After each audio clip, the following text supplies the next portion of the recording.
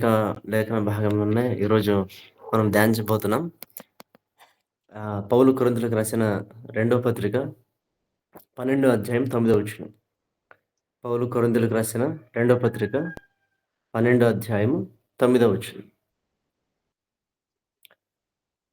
అందుకాయన అందుకు నా కృప నీకు చాలును, బలహీనత యందు నా శక్తి పరిపూర్ణమగుచున్నదని ఆయన నాతో చెప్పెను. కాగా క్రీస్తు శక్తి నా మీ నా మీద నిలిచియుండు నిమిత్తము విశేషముగా నా బలహీనతల యందే బహు సంతోషముగా అతిశయపడుదును. ఒక క్షణం ప్రార్థించుకుందామండి. ప్రేమ నమ్మకం గల మా పరలోకపు తండ్రి, తండ్రి మీరు మాకిచ్చిన ఈ సమయాన్ని బట్టి స్తోత్రం చెల్లిస్తున్నాం ప్రభా. తండ్రి సమయం తండ్రి వాక్యమును ధ్యానించబోతుండగా మనతో మాట్లాడమని ప్రార్థిస్తున్నాం ప్రభా. మనం బలపరచండి. తండ్రి నీ కృప ద్వారా తండ్రి మమ్మల్ని ఆదరించండి ప్రభా. మీరే మహిమ పొందమని ప్రార్థిస్తూ యేసుక్రీస్తు పరిశుద్ధ నామమున ప్రార్థించి వేడుకలు పొందిన మా పరలోకపు తండ్రి. ఆమేన్. దేవునికి స్తోత్రం కలుగుగాక. సో, ఈ సమయంలో చదవబడిన లేఖన భాగము మనకందరికి బాగా పరిచయమున తెలిసిన లేఖన భాగం. చాలా సార్లు మనం వాక్యం విని ఉంటాం, చదివి ఉంటాం. ఈ ప్రత్యేకమైన రీతిలో దేవుడు మనతో ఆయన మాట్లాడలాగా దేవుడు తన కృపను మనకు అనుగ్రహించునుగాక. దేవునికి స్తోత్రం అండి. ఇక్కడ చదివిన లేఖన భాగం ముఖ్యంగా ప్రధానంగా మనం చూసే ఒక అంశం ఏంటంటే దేవుని కృప.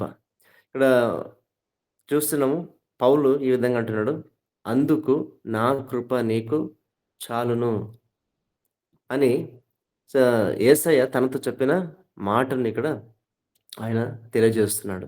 సో, ఎందుకు అని మనం ఒకసారి ప్రశ్నించినప్పుడు మనం పైన వచనాన్ని మనము ఒకేసారి మనం చదవాలండి. అంటే 8వ వచనంలో మనం చూసినప్పుడు ఇక్కడ ఒక మాట ఆయన అంటున్నాడు. అది నా యొద్ద నుండి తొలగిపోవాలనని దాని విషయమై ముమ్మారు ప్రభువును వేడుకొంటిని. అందుకు నా కృప నీకు చాలును అని దేవుడు ఆయనతో మాట్లాడు విషయం అక్కడ మనం చూస్తున్నాం. ఇక్కడ పౌలు దేవుని యొద్ద ముమ్మారు ఆయన ప్రార్థిస్తున్నాడంట. ఏమని ప్రార్థిస్తున్నాడు? అది నా యొద్ద నుండి తొలగిపోవాలనని ఆయన ఆ విషయమై తన జీవితంలో ఉన్న ఆ విషయమై ఆయన ముమ్మారు దేవుని యొద్ద ఆయన ప్రార్థిస్తున్నాడు. అంటే ఎందుకు దేవుడు నా కృప నీకు చాలును అని చెప్పాడో ఆ ఒక కాంటెక్స్ట్ మనము ఒకసారి గమనిస్తున్నామండి ఇప్పుడు. ఎందుకు అని. సో, దేని విషయమై పౌలు దేవుని సన్నిధిలో ఆయన అంతగానో ప్రార్థించాడు, ముమ్మారు ఆయన వేడుకున్నాడు అని మనము చూసినట్లయితే పై వచనం మరియు మనము చదువుకున్నప్పుడు మనకు అర్థమవుతుంది. అంటే 7వ వచనం మనం చదువుకున్నప్పుడు అక్కడ చూసినాం. నాకు కలిగిన ప్రత్యక్షతలు బహు విశేషముగా ఉన్నందున నేను అత్యధికముగా హెచ్చిపోకుండు నిమిత్తము నాకు శరీరములో ఒక ముల్లు, నేను అత్యధికముగా హెచ్చిపోకుండు నిమిత్తము నన్ను నలుగగొట్టుటకు సాతాను యొక్క దూతగా ఉంచబడెను. చూడండి, ఇక్కడ మనకు అర్థమవుతుంది ఏమంటే పౌలు శరీరంలో ఒక ముల్లు ఉన్నది. ముల్లు అన్నప్పుడు మనకేమని అర్థమవుతుందంటే, ముల్లు అన్నప్పుడు ఒక బాధ.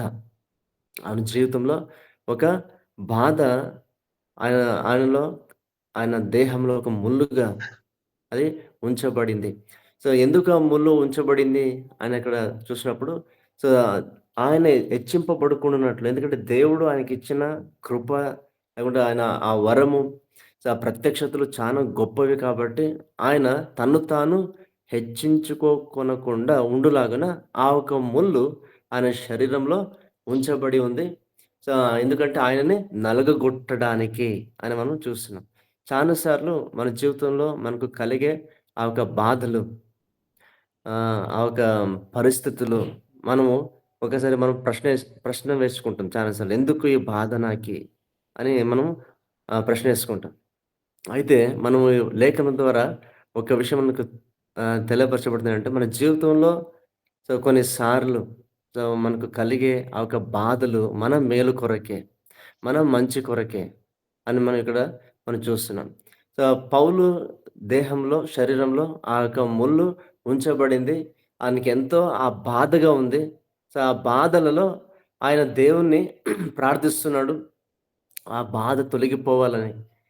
ఆ యొక్క తనలో ఉన్న ఆ సమస్య తొలగిపోవాలని, తీరిపోవాలని ఆయన ప్రార్థిస్తున్నాడు. అయితే ఆయన ప్రార్థించినప్పుడు దేవుడు నీ బాధను తొలగించానని ఆయనకి ఉత్తరం ఇవ్వలేదు గానీ, దేవుడన్న మాట ఏమిటంటే, నా కృప నీకు చాలును అని ఆయనకు ఉత్తరము దేవుడిచ్చినట్లు మనం చూస్తున్నాం. ఆయన ప్రార్థనకు జవాబది.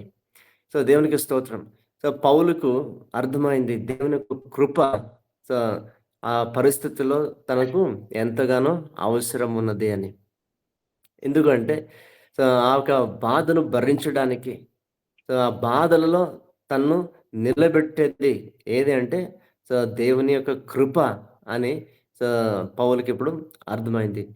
దేవుడు ఆ యొక్క మాటను ఆయనకు తెలియజేస్తున్నాడు. ఆ రోజు పౌలుకు మాత్రమే కాదు, ఈనాడు మనందరికీ కూడా మనం వెళ్తున్న బాధల్లో, ఆ పరిస్థితులలో కొన్నిసార్లు అర్థం కాని విషయాలు, కొన్నిసార్లు మనము ఒక ఎక్స్‌పెక్ట్ ఆలోచించి ఒక ఎక్స్‌పెక్ట్‌తో మనం ప్రార్థన చేస్తాం. అయితే ప్రార్థనకు జవాబు లేని పరిస్థితులలో మనకు అర్థమవ్వాల్సిన విషయం ఏంటంటే దేవుని కృప నాకు చాలు. ఆ బాధ ఎందుకో నా మేలు కొరకే. సో, ముఖ్యంగా ఆ బాధలో నన్ను నిలబెట్టేది దేవుని ఒక కృప అని మనము ఎప్పుడైతే తలంచుకొని, ఆయన కృప మీద మనం ఆనుకుంటామో, ఆయన కృపను మన జీవితంలో మనం కలిగి ఉంటామో, ఖచ్చితంగా మన జీవితంలో ఒక జయ జీవితాన్ని మనము చూడగలము. దేవుని యొక్క నడిపింపు మన జీవితంలో మనం పొందుకోగలము. దేవునికి స్తోత్రం. మనం ఈ కృపను గురించి ఒకసారి మనం గమనించినట్లయితే దేవుని లేఖనాలు మనం చూస్తామండి. ఎఫెసీయులకు రాసిన పత్రిక 2 అధ్యాయము 8వ వచనంలో అక్కడ ఒక మాట మనం చూసామంటే, మీరు విశ్వాసము ద్వారా కృప చేత రక్షింపబడి ఉన్నారు. అది మీ వలన కలిగినది కాదు, దేవుని వరమే అని దేవుని లేఖనాల్లో మనం చూస్తున్నాం. మనం మొట్టమొదటిగా గమనించినట్లయితే సాధారణంగా కృప అన్నప్పుడు మనం ఏమైనా అర్థం చేస్తామంటే అన్‌మెరిటెడ్ ఫేవర్ ఆఫ్ గాడ్ అని మనం చూసాం. అంటే అర్హత లేని వారిని అర్హులుగా ఎంచడమే దేవుని కృప అని మనకు సాధారణంగా తెలిసిన విషయం అండి. అవును, మన జీవితంలో రక్షింపబడుటకు మనకు ఎటువంటి అర్హత లేదు. నీతిమంతులుగా తీర్చబడుటకు ఎటువంటి అర్హత లేదు. దేవుని పిల్లలుగా అంటే దేవుని వారసులుగా మనము ఎంచబడుటకు ఎటువంటి అర్హత మనకు లేదు. ఎందుకంటే మనకందరికి తెలుసు. మనం ప్రతి ఒక్కరు కూడా స పాపులము. దేవునికి వ్యతిరేకంగా మనం ఉన్నవారము. ఒకప్పుడు చీకటిలో బ్రతికిన వారము. ఆహ్, ఇటువంటి మనము సో, దేవుని యొక్క ఆహ్, దేవుని పిల్లలవ్వటం, లేకుంటే దేవుని యొక్క రక్షణ మనం జీవితంలో పొందుకోవాలంటే మన స్వప్రయత్నము ద్వారా ఎంత ప్రయత్నించినప్పటికీ కూడా అది సంపాదించుకోలేము అన్న విషయం మనకు బాగా తెలుసు. కాబట్టి మన క్రియల ద్వారా మనం రక్షింపబడలేము. మన మంచి పనులు బట్టి మనం ఎంత మాత్రము రక్షింపబడలేము. ఆ రక్షణ మనం సంపాదించుకోలేము. దేవుని వారసత్వము పొందుకోలేము.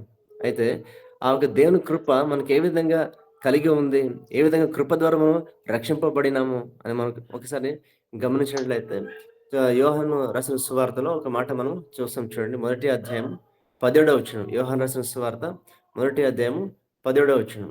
ధర్మశాస్త్రము మోషే ద్వారా అనుగ్రహింపబడెను, కృపయు సత్యమును యేసుక్రీస్తు ద్వారా కలిగెను. దేవునికి స్తోత్రం. సో, కృప ద్వారా మనం ఏ విధంగా రక్షింపబడినామంటే, ఆ కృప ఏ విధంగా మనం కలిగి ఉన్నదంటే, ఆ కృప యేసుక్రీస్తు ద్వారానే మనకు కలిగి ఉన్నది అని దేవుని వాక్యాన్ని మనం స్పష్టంగా చూడగలం. ఎందుకు యేసుక్రీస్తు ద్వారా ఆ కృప మనకు కలిగి ఉన్నదంటే, సో, మనకు ఒకసారి గమనించినట్లయితే కృప అనేది నిజమే. దేవుని ఉచితార్థమైన వరం అని దేవుని వాక్యం మనం చూస్తున్నాం. దేవుడు ఉచితంగా ఇచ్చాడు. అయితే ఆ కృప పొందుకోవడానికి మనం పొందుకోవడానికి సో, ఒకరు వెలను చెల్లించాల్సి వచ్చింది. ఆ వ్ ఆ వెల ఎవరైతే చెల్లించారో ఆయన ద్వారా కృప పొందుకుంటాం.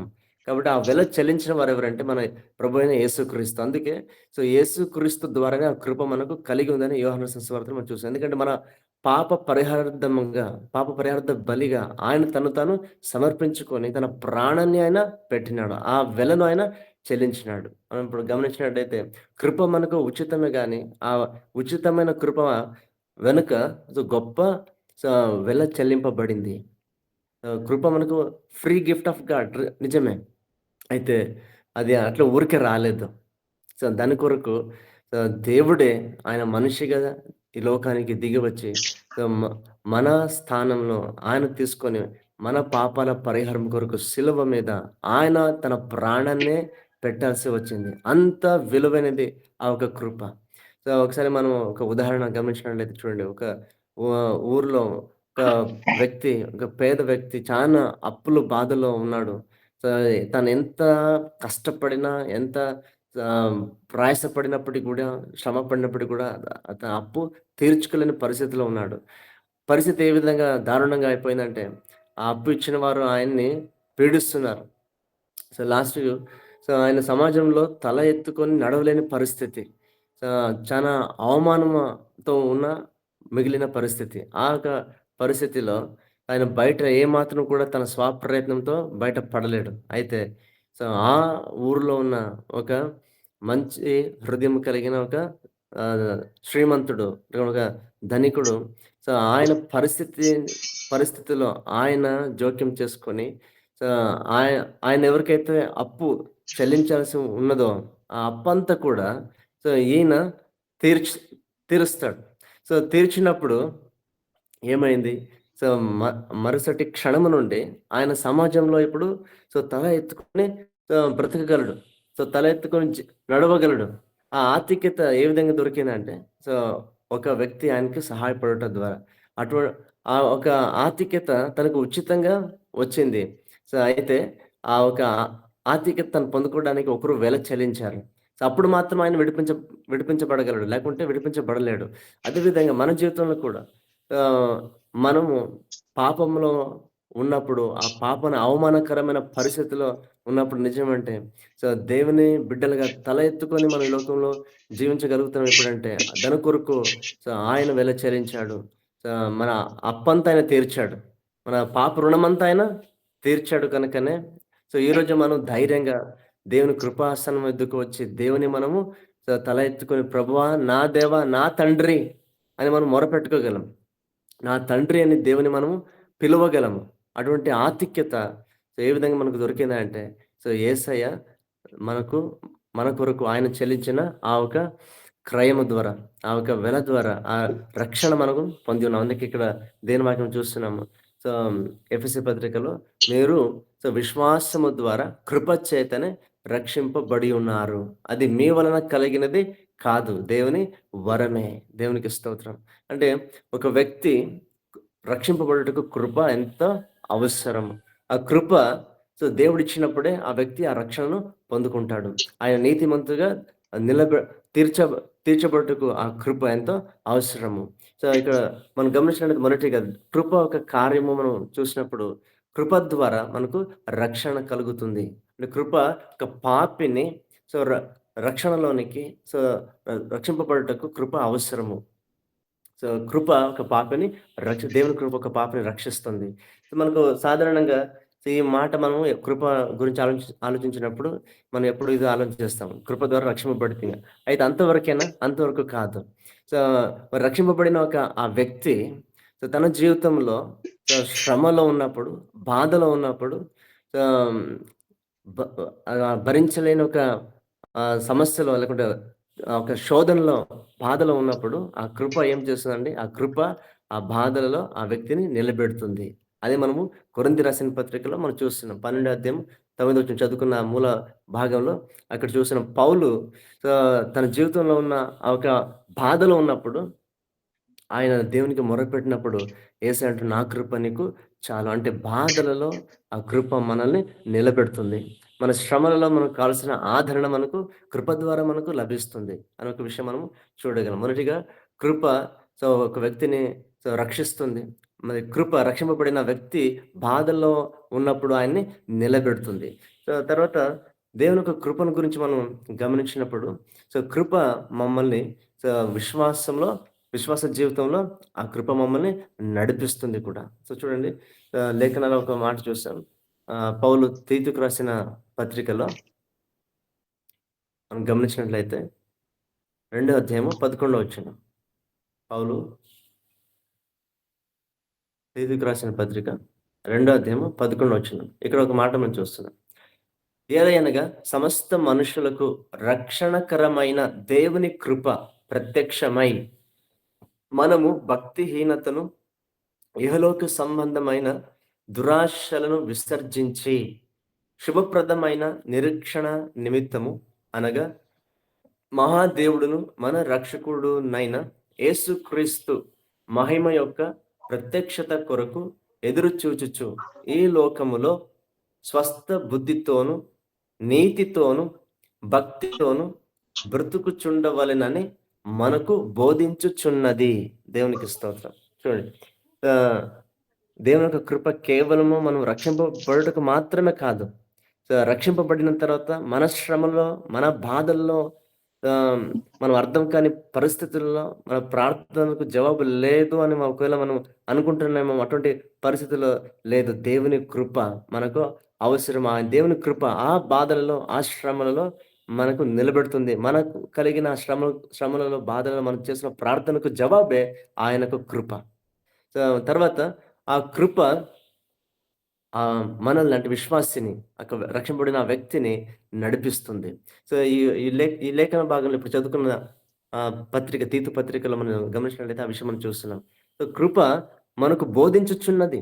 సో, చూడండి ఏమని ఆ కృప బోధించుచున్నది మనం గమనించినట్లయితే, ప్రత్యక్షమైన ఆ కృప మనకి ఏమని బోధిస్తున్నది అంటే, సో, మనము భక్తిహీనతను, ఇహలోక సంబంధమైన దురాశను విసర్జించి, శుభప్రదమైన నిరీక్షణ నిమిత్తము అనగా మహాదేవుడును మన రక్షకుడునైన యేసుక్రీస్తు మహిమ యొక్క ప్రత్యక్షత కొరకు ఎదురు చూచుచు ఈ లోకములో స్వస్థ బుద్ధితోనూ, నీతితోనూ, భక్తితోనూ బ్రతుకుచుండవలెనని మనకు బోధించుచున్నది. చూడండి, ప్రత్యక్షమైన దేవుని కృప మనతో మాట్లాడుతుంది. మనతో మనకు బోధిస్తున్నది.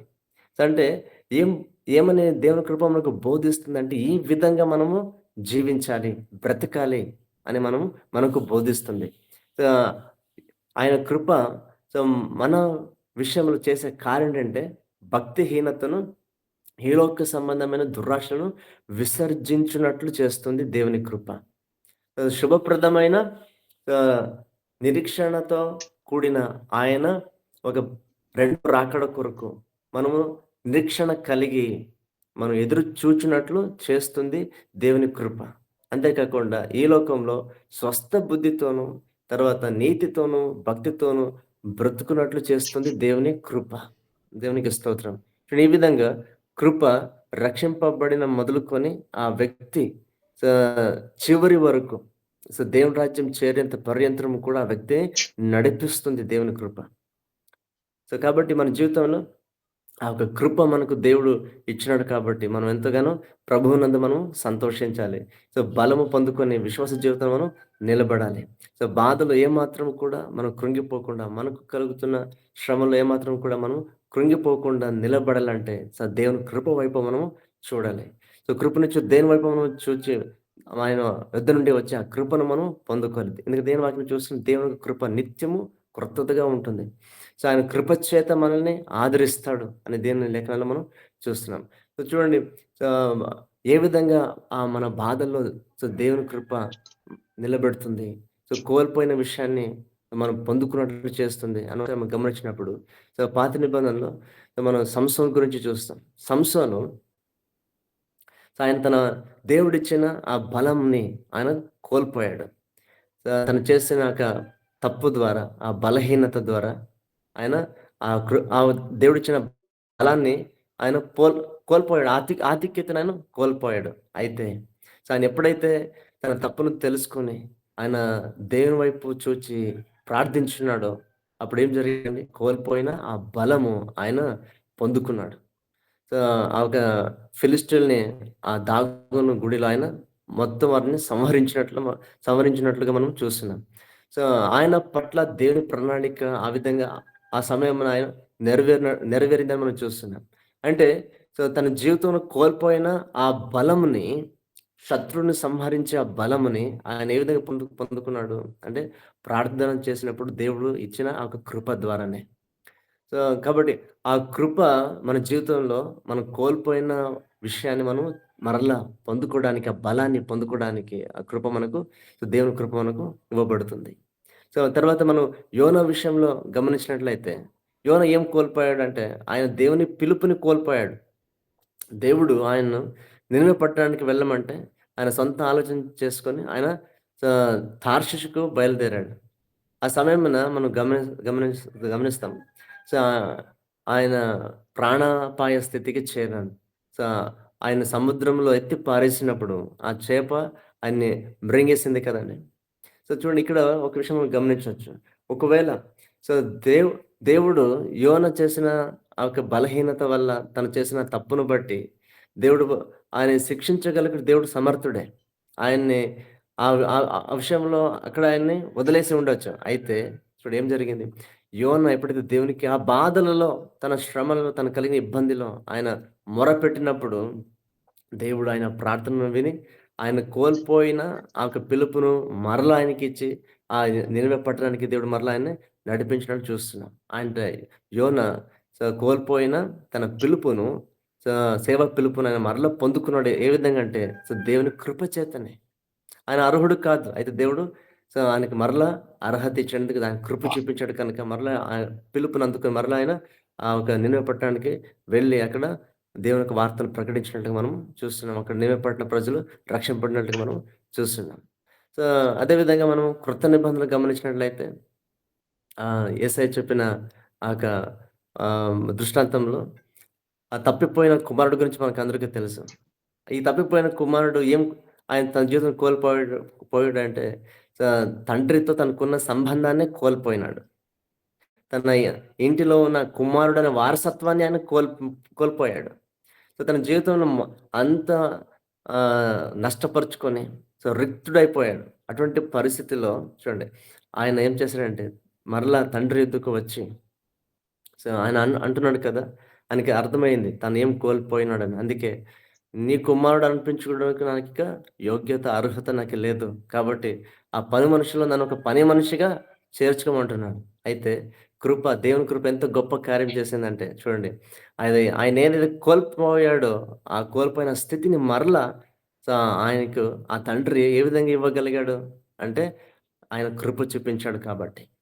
సో, ఆ కృప ద్వారా ఆయన మరలా కోల్పోయిన అర్హత లేని ఒక తన స్థితిని తన అర్హుడు కాదిక. అయినా ఆ అర్హతను ఆయన పొందుకోగలాడు. అయితే ఇది ఆయన మంచి క్రియల వల్ల అసలు జరిగింది కానే కాదు.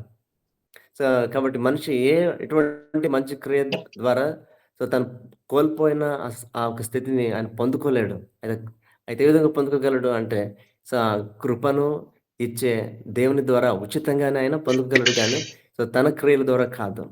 కాబట్టి అయితే ఇక్కడ ఈ విషయాలంతా మనం గమనించినప్పుడు సంసోను ప్రార్థించాడు. ఆ కృపను పొందుకున్నాడు. యోనా ప్రార్థించినాడు. దేవునికి మొరపెట్టాడు. ఆ కృపను పొందుకున్నాడు. తప్పిపోయిన కుమారుడు కూడా ఆ విధంగా ఆయన గూడా మొరపెట్టాడు. తన స్థితిని ఒప్పుకున్నాడు. తండ్రి యొద్ద ఆశ్రయించినాడు. ఆ కృప పొందుకున్నాడు. పౌలు కూడా తన బాధలో ప్రార్థించినప్పుడు దేవుని యొక్క కృప ఆయన పొందుకున్నాడు. ఈరోజు మనం కూడా మన బాధల్లో, మన జీవితంలో ఎటువంటి పరిస్థితిలో మనం ఉన్నా, ఒకవేళ మన బాధలో ఉన్నామేమో, లేకుంటే మన జీవితంలో విశ్వాస బలాన్ని ఒకవేళ కోల్పోయామేమో, లేకుంటే దేవుని పిలుపును కోల్పోయామేమో, లేకుంటే దేవుని వద్ద నుండి మనం దూరంగా పోయామేమో, ఆ కుమారుడు వలె సంబంధాన్ని మేము కోల్పోయామేమో, ఎటువంటి పరిస్థితుల్లో ఉన్నప్పటికి కూడా చూడండి, దేవుని ఆశ్రయించినప్పుడు సో, ఏమైతుంది దేవుడు ఆ కృపని ఇచ్చి, ఆ కృప ద్వారా మమ్మల్ని ఆయన నిలబెడతాడు. కాబట్టి కృప ఒక వ్యక్తి రక్షింపబడుటకు కారణము అంతే కాదు కానీ, కృప ఒక వ్యక్తిని రక్షిస్తుంది. కృప శ్రమలలో, బాధల్లో ఆ వ్యక్తిని నిలబెడుతుంది. కృప ఆ వ్యక్తిని జీవితాంతం కూడా విశ్వాస మార్గంలో నడిపిస్తుంది. దేవుని రాజ్యాన్ని పొందుకున్నట్లు. దేవునికి స్తోత్రం కలుగుగాక. అటువంటి గొప్ప కృపను దేవుడు మనకిచ్చాడు. అయితే కృప మనకు ఉచితమైతే ఆ కృప కొరకు యేసయ్య ఆయన వెలను చెల్లించినాడు. అంత గొప్ప విలువైనది దేవుని కృప. ఈరోజు మనం గమనించగలిగితే మన ప్రార్థనలో కూడా చివరిదిగా మనం బెనడిక్షన్ ఇచ్చినప్పుడు కూడా కృపను మనం తలంచుకుంటాం కదండీ! యేసుక్రీస్తు కృప మీకు తోడుగా ఉండును గాక. ఇప్పుడు ఆ కృప మనకు ఎల్లప్పుడూ తోడుగా ఉన్నది. కాబట్టి మనం ధైర్యం కలిగి దేవుని వాక్యం రాయబడిన ప్రకారం కృపాసనదుకొచ్చి మనము దేవునియందు మొరపెట్టి ఆ కృపను మనం పొందుకొని ఈ లోకంలో దేవుని కొరకు మనం సాక్షులుగా నిలబడిన దేవుడు తన కృపను మనకు అనుగ్రహించి నడిపించును గాక. కొద్ది మాటలో దేవుడు మన వెనుకడిలో దీవించును గాక. దేవునికి స్తోత్రం. అందరికీ వందనాలండి. Praise lord.